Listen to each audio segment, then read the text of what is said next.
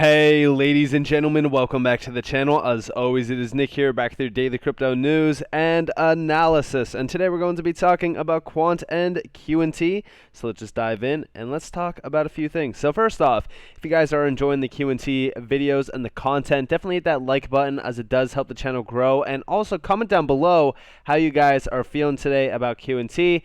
At the current moment in time, the prices on the screen are most likely going to change here in a little bit. I will be having a full-on business meeting today, so I'm recording this ahead of time. So if prices do change drastically by the time that this does go live, I do apologize. Now on Q&T, we are still awaiting $150 to be targeted on Q&T in general to see really kind of what will happen once that price action move is made, because $150 is the major resistance zone that we have been eyeing for a little bit of time. And again, once $150 is targeted, it's either a break to $175 or it's a push down to a demand zone, and that demand zone is roughly like the 50 to 70 some dollar range. I'm going to be watching that closely to see if we do get a retest of it.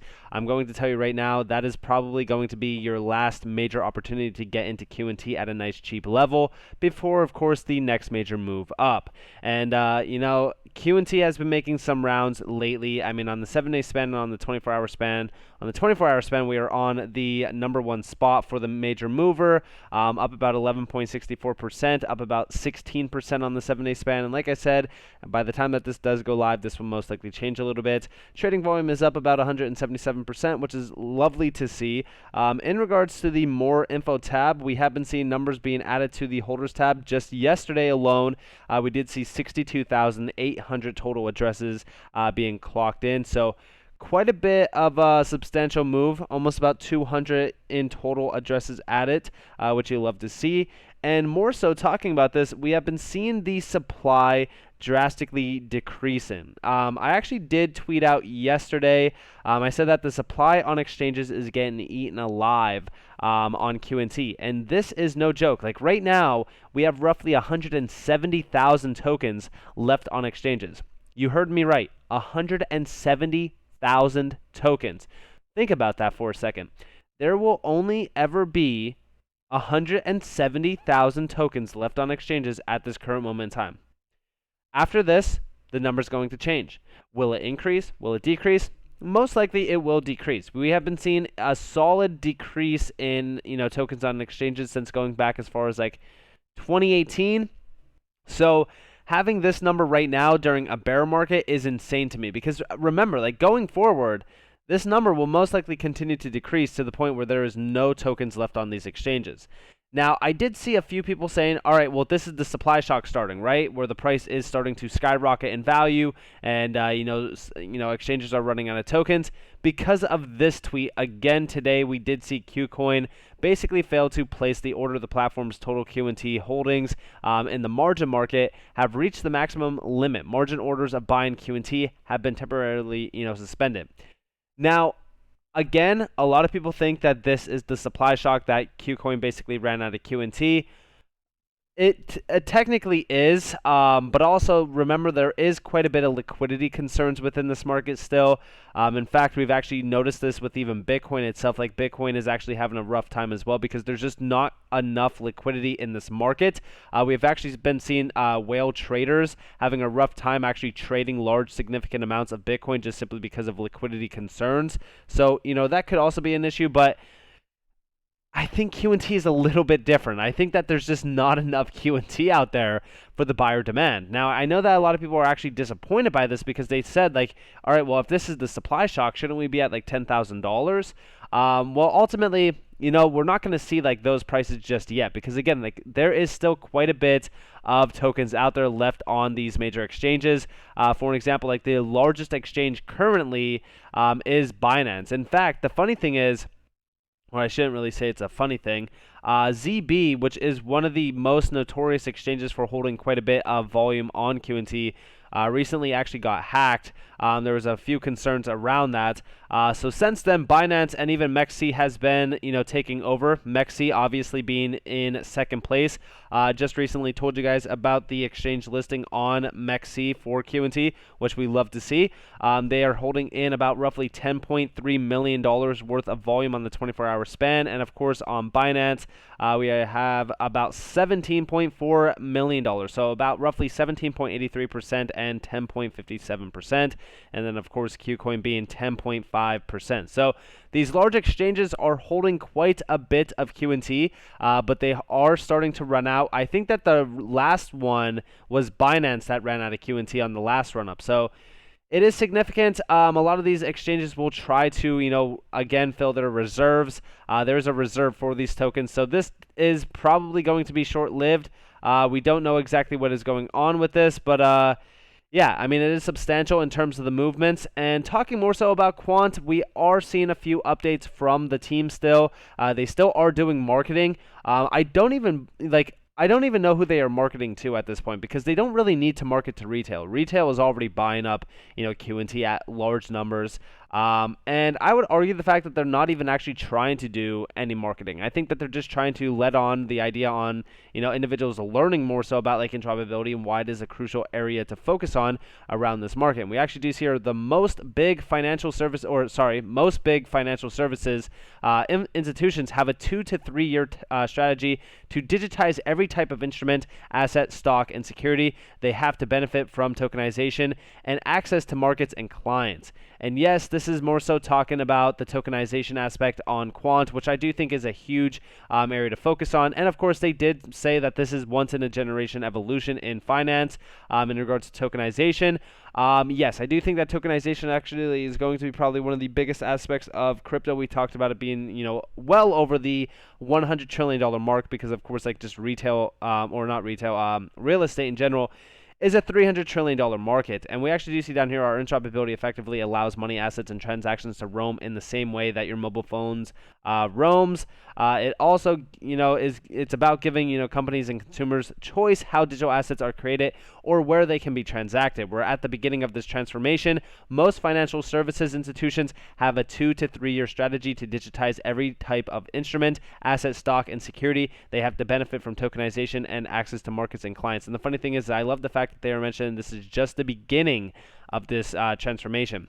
And yeah, I would actually say that this is it really is probably one of the biggest moments in time, and it is just beginning. And this is going to go on for a few years.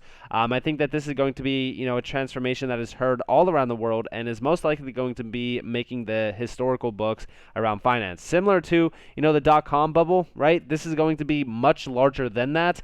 And I do think that this is going to be one that a lot of individuals are going to be reading about, listening about, talking about, and also there's going to be a lot of regret as well that they shouldn't have waited, and they should have just went in when they had the chance. And again, a lot of people will have that regret. Now, also talking more so about Quant, if I had to bet on a specific asset being bigger than Bitcoin, it would have to be QT. This is probably one of the largest tokens to date that I personally have found. Best tokenomics in the game, and I've talked about, Elrond in the past.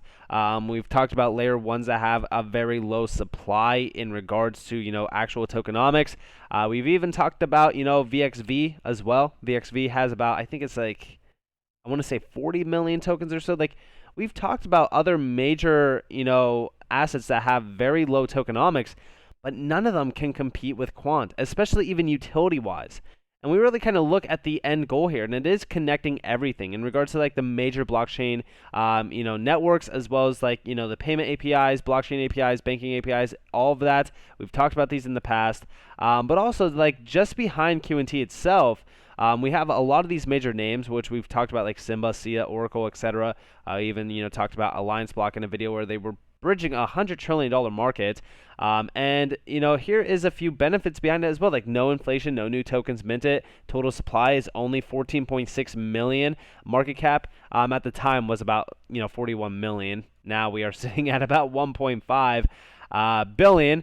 And we do see that QNT is one of the very few tokens that is needed, even for enterprises using permission blockchains. QNT used for licenses is taken out of circulating supply, further increasing scarcity.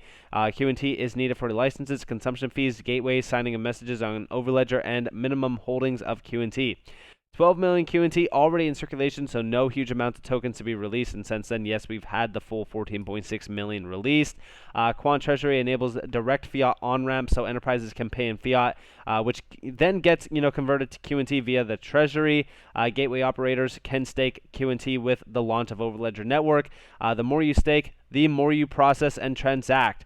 Connected blockchains benefit from the network of network effects of being part of the Overledger Network. With Overledger Network, the success of other connected chains will result in increased demand of QNT. And I love the fact that they are mentioning this. This gateway operators can stake QNT with the launch of Overledger Network. The more you stake, the more you process and transact. That means that these major entities are going to be locking in and staking a very substantial amount of QNT to process and transact larger, amounts of just in general, like QNT, but also even value in general. So very excited for this to go fully live, which we have seen the launch of Overledger already, but we want to see a lot more names signing up and utilizing it. And I'm not saying that the names that are already connected to it are not large. Like I said, Simba was a huge name, but also you look at Oracle, PayUK, SIA, Hyperledger. Like these are some of the few names that are fully confirmed. Even Alliance Block is very large, but there's so many other ones here as well, and it gets me very excited. And honestly, last but not least, I really just want to share with you guys this. So I found this individual who is a production operations associate at BlackRock. I did see a few people actually tweeting about this as well on Twitter. Now this guy is, like I said, an associate at BlackRock for production operations. 4 years, 4 months.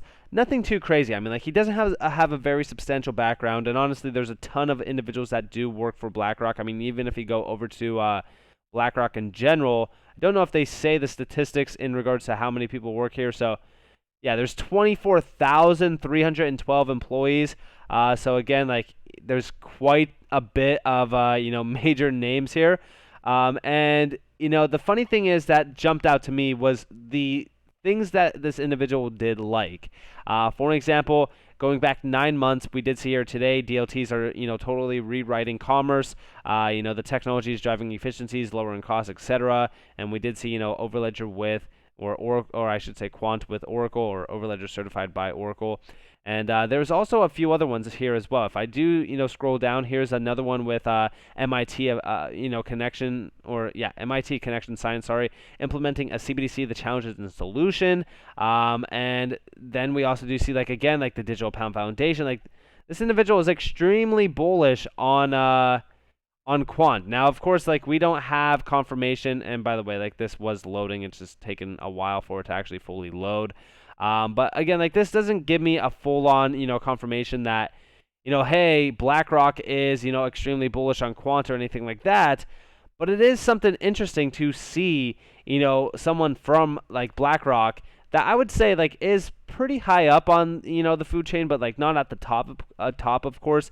But they are liking quite a bit of Quant content. And also, this is not the only individual. There was a few other ones as well that I didn't include in this video, but again, it is employees that are still liking the content, understanding where, crypto is headed. BlackRock just, again, announced a partnership with Coinbase, which is very substantial. And it really kind of just shows where we are headed. We are headed into, trillions of dollars flooding into this, market territory. And it's very, exciting. It's very monumental. And, yeah, with that being said, I hope that you guys enjoyed this video. If you guys did, definitely leave a like, subscribe, turn notifications on if you guys have more free content. You guys are more than welcome to follow me on Twitter and join the free Discord down in the description below. As always, up to you all. Have a beautiful day or beautiful night wherever you guys are in this beautiful world. It's been Nick. Peace out, guys.